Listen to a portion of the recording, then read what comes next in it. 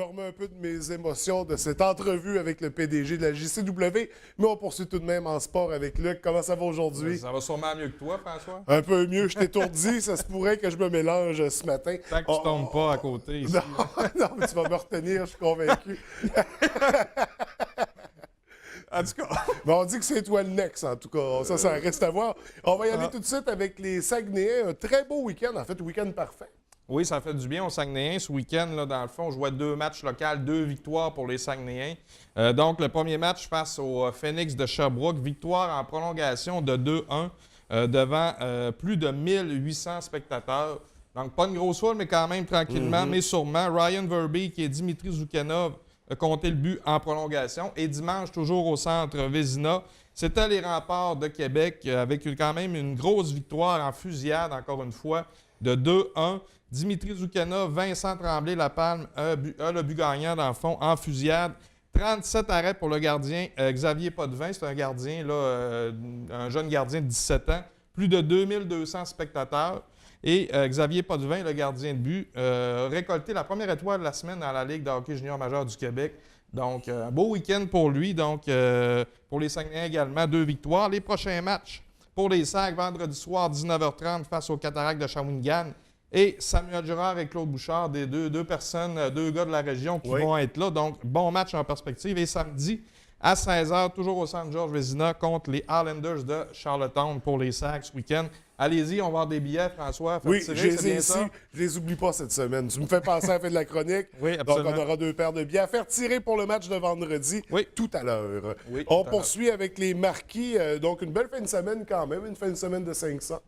Oui, en fait, le vendredi soir, il y avait une grosse confrontation au Palais des Sports de Jonquière entre les Marquis et le 3L de Rivière-du-Loup. Les Marquis étant gagnants de la saison régulière et le 3L étant gagnant des séries la dernière saison.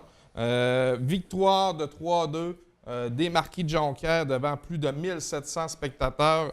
Un match, je vous dirais, un match qui se jouait serré, un petit peu d'émotion, un petit peu moins brassé qu'à l'habitude. Plus technique. Oui, plus technique et moins flamboyant peut-être à ce que les gens s'attendent. Mais quand on connaît un petit peu le hockey, on voit là, qu'il y avait des systèmes de jeu de part et d'autre. Donc, très bon match à mon avis. Jonathan Paiement, Alexandre Kennel et Juraj Kolnik ont compté pour les Marquis. Le lendemain, pas le lendemain, mais dimanche après-midi, les Marquis étaient sur la route, visitaient l'assurancière de Thetford Mines, défaite là, de 7-5.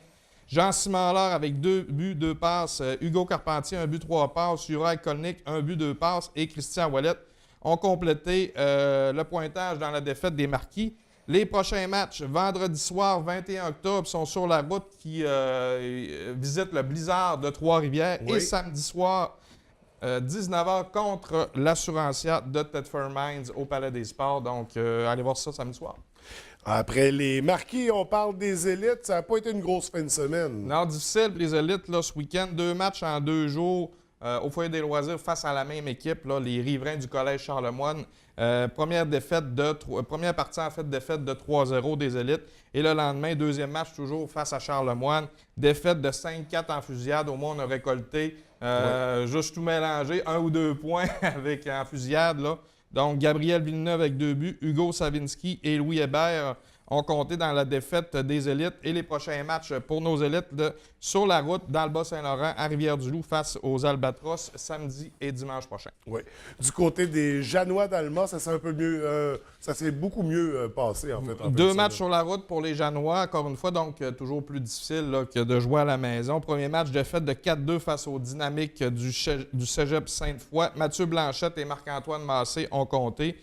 Par contre, le lendemain, c'est une importante victoire de 6-3 contre les Rebelles du Cégep de Sorel-Tracy. Mathieu Blanchette avec 2, Marc-Antoine Massé 2 également, Simon Tremblay et Sébastien Neptune ont complété le pointage pour les Janois. Prochain match, un seul match week-end, 14h, samedi 22 octobre, 14h. C'est à l'aréna de Mistook à Delisle, donc pas au centre Mario Tremblay, face aux Lions du Cégep Champlain Saint-Laurent pour les Janois.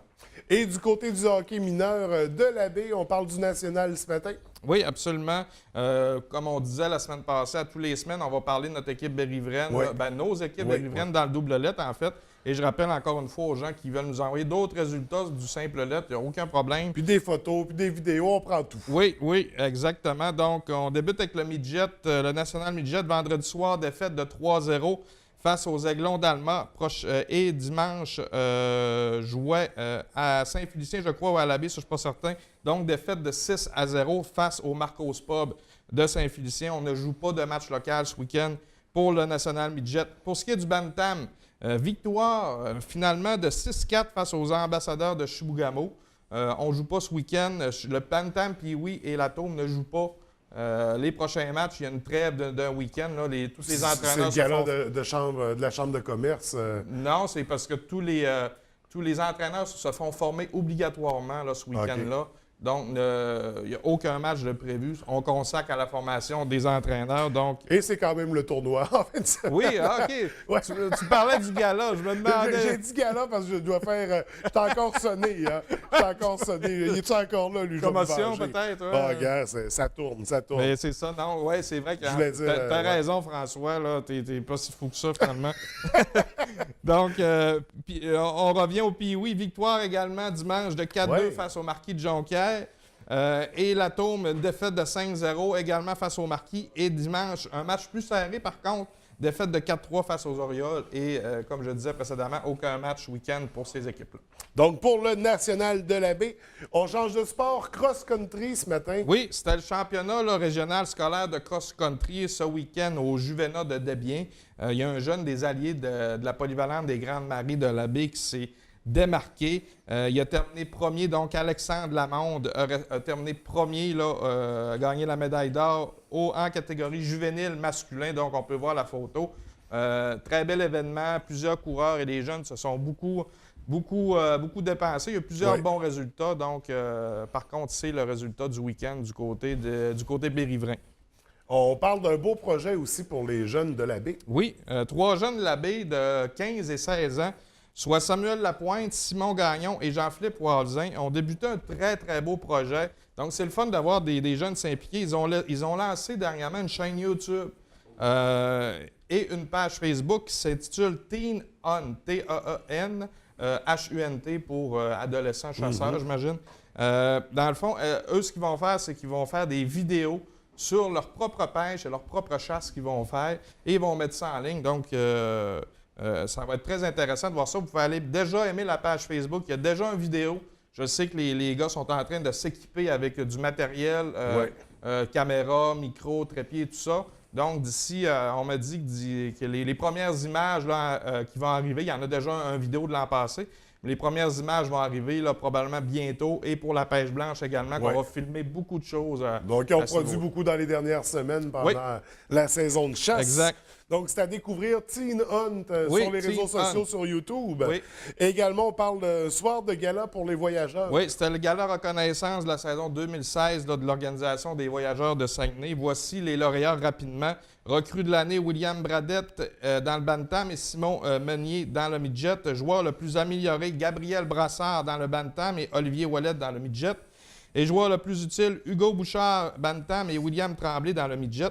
On voudrait également féliciter à Gabriel Côté des voyageurs juniors élites, donc l'équipe junior majeure de baseball qui a reçu qui est le premier récipiendaire en fait du trophée Michel-Jacques remis aux joueurs ayant affiché la plus belle esprit sportif. Donc, félicitations à ce jeune, et à tous les jeunes, à tous les lauréats. De l'occasion. On termine avec des événements à surveiller. Oui, je vais y aller rapidement, François. On revient sur le Challenger de tennis Banque Nationale, ce qui se poursuit encore une fois cette semaine au club de tennis Arvida. C'est jusqu'à dimanche où seront présentées les finales et les demi-finales de ce prestigieux tournoi professionnel de tennis avec une bourse de 25 000 $ aux gagnants. Donc, pour plus d'infos, challengerbanquenationale.com. Deux autres événements, très François. Rapidement, oui, parce qu'on doit terminer. La Grande Marche, une activité réalisée par le Grand Défi Pierre Lavoie, a lieu ce week-end à Saguenay, le 22 octobre prochain. Le départ a lieu au Parc Maurice d'Arvida à 15 h, donc une marche de 5 km. Et l'activité est tout à fait gratuite. Et rapidement, je termine avec ça. C'est la 17e édition du concours Orignal 2016, la chasse au panache. Cette activité va se dérouler samedi, le 22 octobre, à compter de 13 h 30 au centre communautaire et des loisirs de Rivière-Éternité. Il y a plus de 3800 $ en bourse. Et pour ceux qui ne sont pas familiers avec le nouveau titre, c'est la super soirée de chasse de Rivière-Éternité, Tu anciennement. m'enlèves les mots de la bouche. Donc, à ne pas manquer en fin de semaine. Elle a 2 paires de billets, on l'avait dit. On fait ça très rapidement. Appelez au 544-0403 dès maintenant. Le match de vendredi contre les Cataractes de Shawinigan. Luc, on se laisse. Toi, tu as le tournage de fan de sport à Oui, venir. Moi, j'ai je vais- pas hâte, là. Non, on parle de lutte. On hein? parle de lutte, oui. Et moi, je vais y aller pour la conclusion. Je te souhaite une belle semaine. Salut, François.